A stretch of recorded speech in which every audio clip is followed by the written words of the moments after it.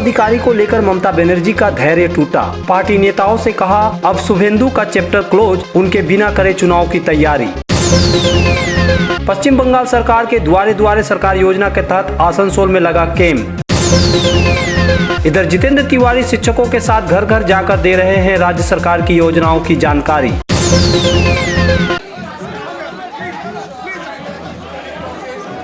बुधवार को तृणमूल कांग्रेस नेता शुभेंदु अधिकारी ने तृणमूल कांग्रेस के वरिष्ठ सांसद सौगत राय को व्हाट्सएप मैसेज भेजा था कि उनके लिए अब एक साथ मिलकर काम करना मुश्किल है। इसके जवाब में गुरुवार को सौगत राय ने शुभेंदु अधिकारी को व्हाट्सएप संदेश भेजा है। हालांकि इसका जवाब शुभेंदु अधिकारी ने दिया या नहीं, इसकी पुष्टि नहीं हुई है। मालूम हो कि इससे पहले खबर थी कि पार्टी के वरिष्ठ नेताओं को तृणमूल सुप्रीमो ममता बनर्जी ने स्पष्ट संदेश दे दिया था कि अब बहुत हुआ, शुभेंदु के बिना ही पार्टी चुनाव की तैयारी करे। पार्टी सूत्रों ने कहा कि ममता बनर्जी ने शुभेंदु का चैप्टर क्लोज कर दिया है। उन्होंने और इस संबंध में कोई चर्चा नहीं करने की हिदायत देते हुए पार्टी के वरिष्ठ सांसदों को बुधवार की रात कहा कि बिना शुभेंदु के ही चुनाव की तैयारी की जाए। उन्होंने कहा कि यह कठिन समय है, लेकिन हमें विश्वास है कि हम इसमें जीतेंगे। बहरहाल गुरुवार को पार्टी सूत्रों के अनुसार सौगत राय ने शुभेंदु अधिकारी को संदेश भेजकर पूछा है कि उनके लिए एक साथ मिलकर काम करना मुश्किल क्यों है। यदि ऐसा है तो उन्होंने बैठक में एक साथ मिलकर काम करने का क्यों आश्वासन दिया था। दरअसल 1 दिसंबर की रात शुभेंदु अधिकारी के साथ हुई बैठक के बाद बुधवार को सौगत राय ने दावा किया था कि उनका शुभेंदु पार्टी के साथ संबंध पहले जैसा ही है। लेकिन अगले दिन शुभेंदु ने सौगत राय को व्हाट्सएप मैसेज कर बता दिया उनके लिए पार्टी के साथ मिलकर काम करना मुश्किल है। कहा जा रहा है कि रविवार यानी 6 दिसंबर को शुभेंदु अधिकारी अपनी अगली रणनीति का खुलासा कर सकते हैं। Hey there. Subscribe to my channel. And also press this bell icon.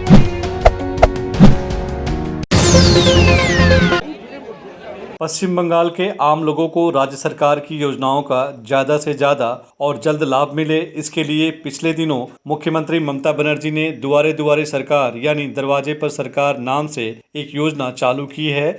इस योजना के तहत इलाके इलाके में जाकर सरकारी अधिकारी कैंप लगा रहे हैं। लोगों को सरकार के ऑफिस के बिना चक्कर लगाए सरकारी योजनाओं का लाभ मिल सके, इसके लिए व्यवस्था की गई है। गुरुवार को पश्चिम बर्धमान प्रशासन द्वारा आसनसोल रेल पार्क के NC लाहिड़ी स्कूल में कैंप लगाया गया था। कैंप में बड़ी संख्या में लोगों को देखा गया। विभिन्न काउंटरों पर लंबी लाइन भी देखी गई। इस कैंप में जिले के वरिष्ठ अधिकारियों के साथ ही कोलकाता से राज्य के वरिष्ठ अधिकारी भी पहुंचे थे। उन्होंने लोगों की सुविधाओं के लिए क्या क्या सेवाएं दी जा रही हैं, इसकी उन्होंने घूम घूम कर जायजा लिया। सर किस किस जगह पे देख रहे हैं और क्या देख रहे हैं? जाने का कोशिश करेंगे, जितना मैक्सिमम लोग कवर कर पाए। हम लोग का जो यहाँ पे जो जिस उद्देश्य के साथ यहाँ प्रोग्राम वो हो रहा है कि नहीं वो देखना है।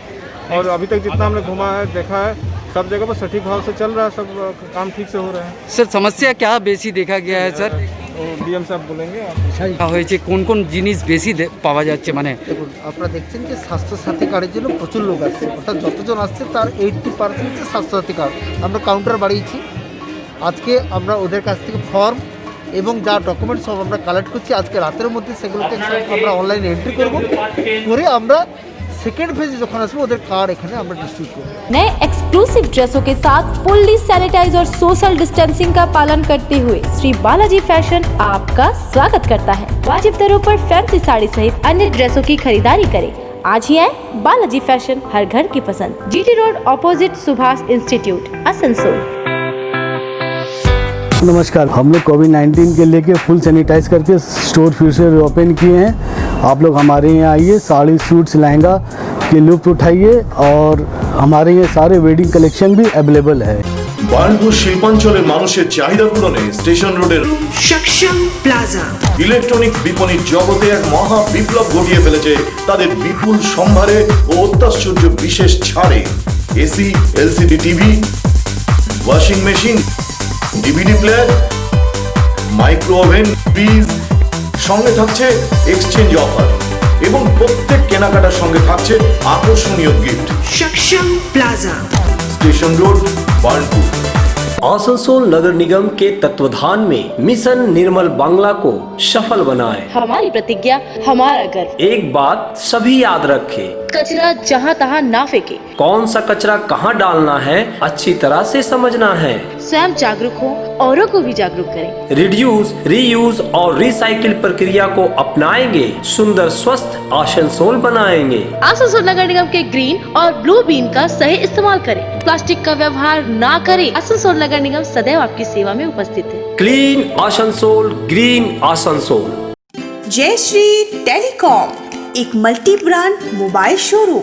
अगर आपको लेडीज ब्रांड का मोबाइल चाहिए तो तुरंत आइए बरनपुर के स्टेशन रोड स्थित जय श्री टेलीकॉम।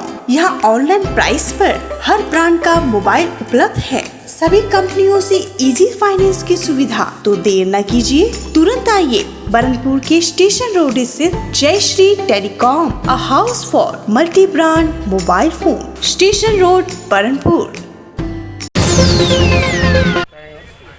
हालांकि मुख्यमंत्री ममता बनर्जी और उनकी सरकार जो भी योजनाएं लाती हैं उसके बारे में विभिन्न माध्यमों से आम लोगों को अवगत कराया जाता है, लेकिन अब चुनाव में कुछ महीने बाकी है तो ममता बनर्जी की सरकार ने बंगाल की जनता के लिए गए फैसले और योजनाओं के बारे में घर घर जाकर लोगों को बताने की कोशिश शुरू कर दी है। इस कड़ी में राज्य सरकार की ओर से शिक्षकों के माध्यमों से सरकार की योजनाओं के बारे में आम जनता को बताया जा रहा है। इस योजना का नाम आई मास्टर साहब घर घर में घूम आते हैं। इस योजना के तहत आसनसोल के पूर्व मेयर और वर्तमान में आसनसोल नगर निगम के प्रशासकीय बोर्ड के चेयरपर्सन जितेंद्र तिवारी ने वार्ड नंबर 43 में लोगों के घरों में जाकर उन्हें सरकारी योजनाओं के बारे में बताया। उनके साथ कई सारे शिक्षक भी थे। तिवारी ने लोगों की समस्याएं सुनी और उनके समाधान का भरोसा भी दिया है। उन्होंने यह भी बताया कि सरकार ने एक किताब छापी है जिसमें बंगाल सरकार की योजनाओं के बारे में सारी जानकारी है। यह जानकारी ये शिक्षक दे रहे हैं। शिक्षकों के साथ लोगों के घर घर जाकर सरकार की योजनाओं के बारे में जानकारी देना एक तरह से जनसंपर्क का भी अवसर है। हालांकि सरकार की इस योजना और शिक्षकों की इसमें भागीदारी को जितेंद्र तिवारी ने काफ़ी प्रशंसा की है। पश्चिम बंगाल में बहुत से ऐसे टीचर हैं जो अपना टीचिंग का जो काम है उसके बाहर भी कुछ अच्छा काम करना चाहते हैं। वैसे लोग आगे बढ़कर आज राज्य सरकार की जो योजनाएं हैं उसे घर घर पहुंचा रहे हैं, लोगों को ये बता रहे हैं कि योजनाओं का लाभ कैसे लेना है। तो वही काम आज यहाँ पर भी वो लोग कर रहे थे, हमारे जिला में टीचर। हम लोग उनका उत्साह बढ़ाने के लिए कुछ उनके साथ। Hey there. Subscribe to my channel. And also press this bell icon.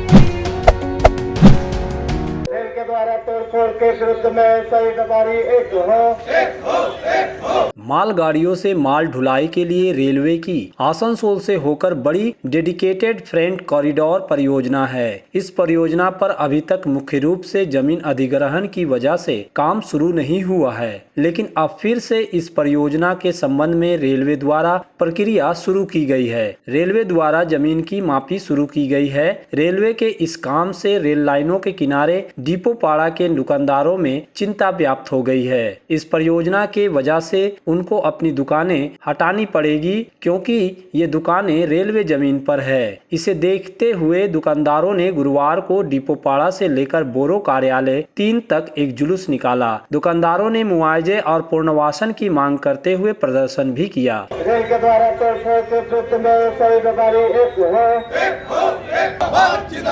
Rail विकास के विकास के नाम पर बेकारियों के सुने पर चलाने बंद करो। इनका कहना है कि वे सालों से दुकानें चला रहे हैं। दुकानें हटने से उनके सामने रोजी रोटी का सवाल पैदा हो जाएगा। इस संबंध में इलाके के पूर्व पार्षद और वर्तमान में आसनसोल नगर निगम बोर्ड के प्रशासकीय बोर्ड के चेयरमैन अमरनाथ चटर्जी ने बिना पुनर्वासन के दुकानदारों के हटाने के फैसले की आलोचना की। उन्होंने कहा कि दुकानदारों को और समय देना चाहिए। अभी जो हो रहा है वह अन्याय है। इस मामले में आसनसोल के सांसद को भी पहल करनी चाहिए थी। এটা যেদিন থেকে ঘোষণা হয়েছিল সেদিন থেকে আমরা এটা নিয়ে এদের সঙ্গে সহযোগিতার মধ্যখানে আছি। আমরা আমাদের মন্ত্রী মলয় ঘটকের কাছে পাঠিয়েছিলাম, মলয় ঘটক আশ্বাস দিয়েছেন।